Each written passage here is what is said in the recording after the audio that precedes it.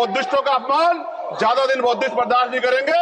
महाबोध विहार हमारा हक है और वो देना पड़ेगा। ये एनएफएस ये एकलव्य ढूंढने का नया तरीका हो गया, नॉन फाउंड सूटेबल। लेकिन इसी देश के अंदर one nation one education system क्यों नहीं हो सकता? अरे यह मेरे घर में आके मेरे पास एमएलसी बनने के लिए बैठा करते थे 1999 ये बात है, ये क्या बोलूं, ये मुझे बताएंगे। ये इनको बात करने के तरीका नहीं, इनको बात करने की तमीज नहीं। महाविहार मंदिर को ब्राह्मणों से मुक्ति के लिए एक रद्द करते हुए बौद्ध विहार मंदिर को ब्राह्मणों के कब्जे से मुक्त कराने का सदन के माध्यम से सरकार से मांग करता हूं। धीरे धीरे ही सही, लेकिन बहुजन समाज के मुद्दों की आवाज अब संसद में उठने लगी है।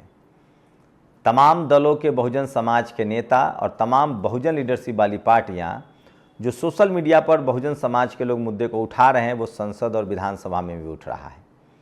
बिहार के विधानसभा में 1, 2, 3 ही नहीं, अब आधा दर्जन विधायकों ने, जिसमें खासकर कई पार्टियों के SC, ST, OBC विधायक हैं, बोधगया का मंदिर उठाया है। वहीं लोकसभा में चाहे NFS का मुद्दा हो चाहे बोधगया का मुद्दा हो, वो भी उठ रहा है। नमस्कार, मैं शंभू कुमार सिंह और आप देख रहे हैं नेशनल दस्तक। जो मोन्टाज में मैंने आपको वीडियो दिखाया था वो था NFS, नॉट फाउंड सुटेबल। ये जातिवादियों के हाथ में नया हथियार लग गया है, जिसमें SC, ST, OBC की सीटों की चोरी हो रही है, खासकर हायर एजुकेशन में।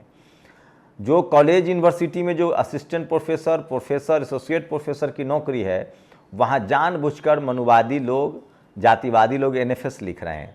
इसको लेकर RJD के मेंबर ऑफ पार्लियामेंट जो हैं मनोज झा ने आवाज़ उठा और कहा कि ये अंगूठा काटना कब तक चलेगा।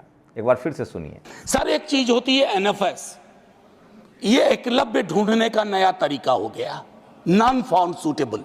मैं नहीं कह रहा, कमिटी कह रही है, committee on welfare of schedule caste and schedule tribe. उन्होंने कहा जो ये स्टीरियोटिपिकल रिस्पॉन्स आता है कि सूटेबल कैंडिडेट नहीं मिले, ये बिल्कुल गलत है सर। कमिटी ने कहा ये एक्सेप्टेबल नहीं है। यही बात कमोबेश ओबीसी रिक्रूटमेंट में लागू होती है। मैं माननीय शिक्षा मंत्री जी से, माननीय नेता सदन लगातार बैठे हुए हैं, सर आग्रह करूंगा, ये महामारी सब कुछ लील जाएगी। ये मध्ययुगीन व्यवस्थाओं की महामारी है जो आधुनिक चोला पहन चुकी है। इस चोले को उतरवा के फेंकवा दीजिए, अन्यथा बहुत मुश्किल होगी। तो सुना आपने, ये वो मुद्दा है जो SC, ST, OBC की नौकरियां खत्म हो रही है। मैं फिर कह रहा हूं, अभी हाल ही में इलाहाबाद में NFS किया गया, दिल्ली यूनिवर्सिटी में NFS किया गया। देश भर के तमाम यूनिवर्सिटी में ये वो नौकरियां हैं जिससे समाज को दिशा और दशा मिलता है।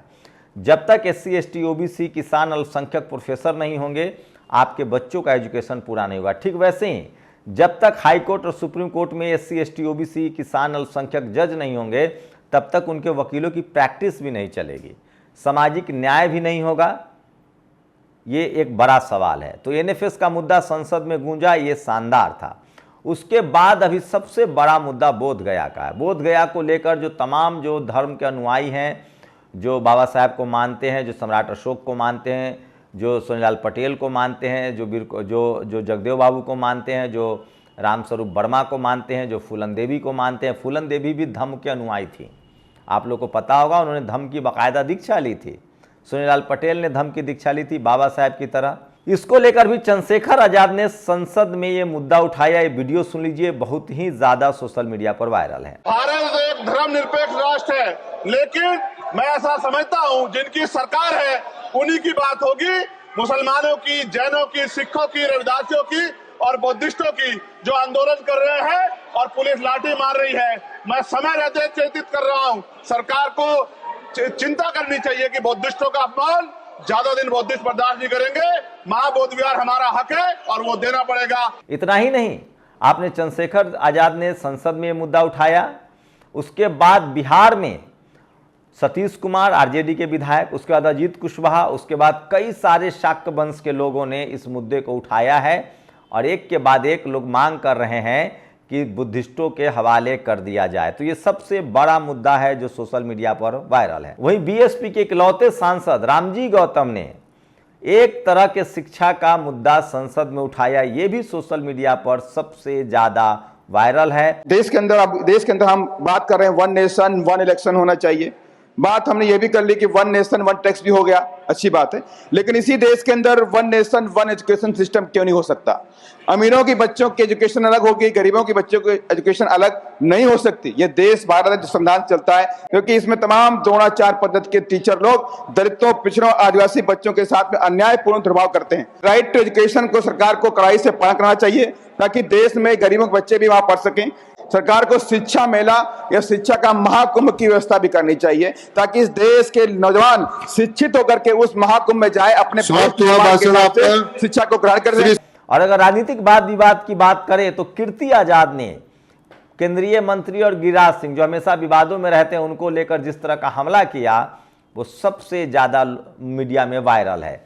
आपने मोन्टाज में सुना होगा किस तरह से कीर्ति आजाद ने कहा कि आज सबसे ज्यादा उन्माद की बात करने वाले गिरिराज सिंह कभी उनके यहां चौखट पर पड़े रहते थे।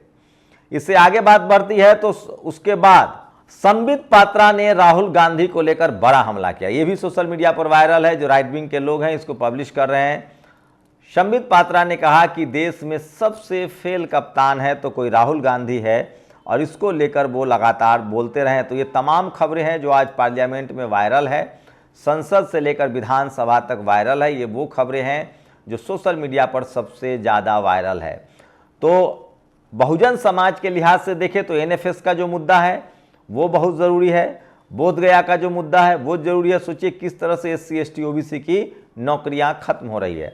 नेशनल दस्तक की लगातार कोशिश होती है कि वो मुद्दे जो बहुजन समाज के मुद्दे हैं, आपके संवैधानिक अधिकार के मुद्दे हैं, जिनको इस देश का टीवी अखबार आपको नहीं बताता है, वो खबरें आप तक पहुंचाई जाए। शुक्रिया।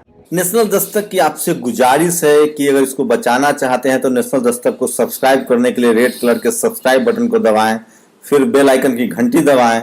नेशनल दस्तक को बचाने के लिए बहुत जरूरी है कि हर खबर को शेयर करें, लाइक करें, कमेंट जरूर करें।